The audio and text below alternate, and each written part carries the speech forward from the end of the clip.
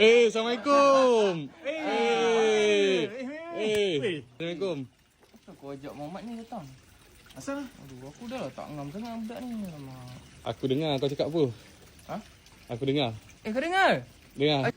Kau tengok ni aku dapat apa? Man. Siapa nak tengok ni? Apa benda, Man? Tengok. Aku...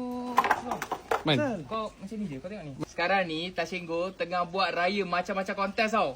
Oh ya? Tenang je kau nak join. Kau post je satu konten, kau post kat story pun tak kisahlah. Macam kau tengah bayar zakat ke, kau tengah shopping raya ke, hantar money packet ataupun redeem point. Lepas tu, kau tag Tashenggo dengan kau tag Syakman. Lepas tu kau buat hashtag, nanti Syakman akan pilih 5 pemenang daripada situ. And kau akan dapat RM100 Tashenggo e-wallet. Man, apa benda, Man? Tengok, Man. Cepat sikit. Apa ni? Nak tengok. Man, nak satu boleh, Man? Itu lah.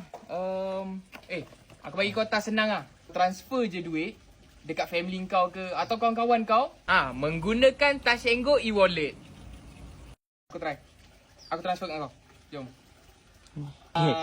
Man. Man, nak juga, Man? Nak juga, boleh? Man, nak. Okay. Nanti aku dah jumpa pemenang. Aku bagi tahu dekat IG story aku. Man, tapi aku jarang tengok IG story kau. Aku dah transfer kau. Man. Memang aku dah hide dah story daripada dia. Macam nak tengok kan. Tengok kan. Kita mana puasa.